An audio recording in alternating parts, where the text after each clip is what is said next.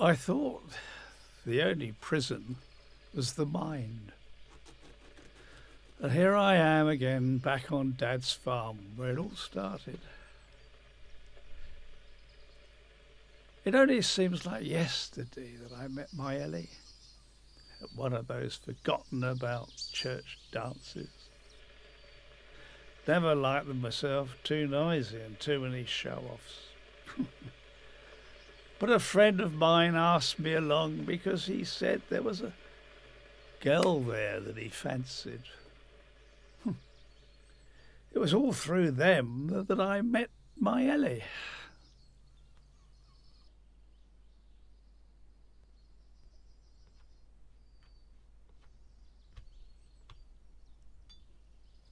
Ellie was one of those long-haired hippie types who wanted to travel the world. I'd never put a foot outside of my own backyard before. But Ellie was persuasive and I was young and in love. So we took off together as soon as we could afford it.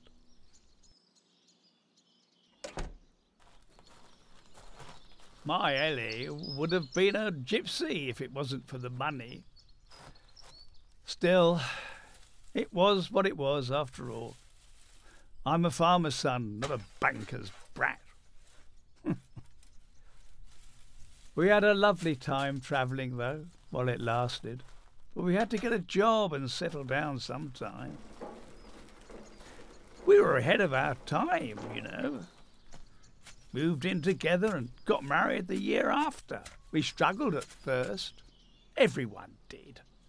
Money was tight then, but when we heard my old dad was ill,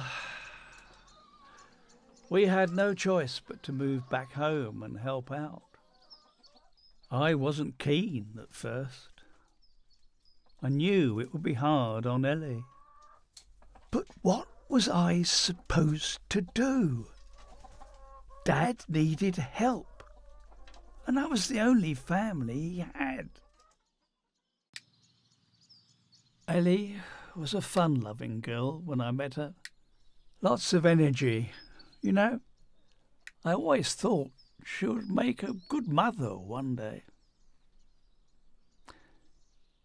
But kids weren't meant to be. I could tell Ellie struggled some days, especially around family and friends.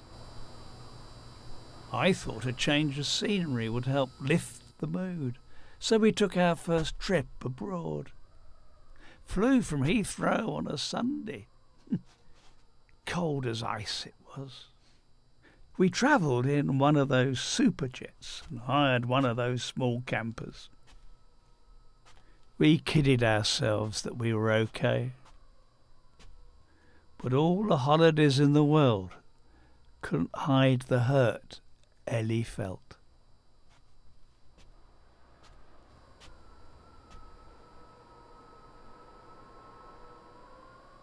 When Ellie and I finally lost Dad, we decided we needed to put all our effort into the farm. I was brought up here and used to the solitude you sometimes feel in the countryside. Ellie, however, was a socialite. She loved her friends and their company and the hustle of the town. That was the worst thing for Ellie, I think. Losing touch with her friends. The pair of us decided the best thing to do would be to sell the farm. Maybe we could buy that caravan and start travelling again. Ellie always loved the sun and dreamt of living in Spain one day. Maybe we could do that. They say ignorance is bliss, and I agree. Ellie would only have worried about me if she'd known how ill she really was.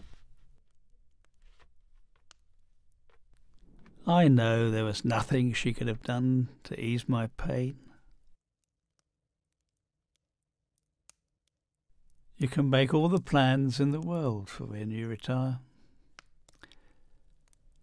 But when it comes down to it, I guess none of that really matters. I'm glad we lived for the day when we were young.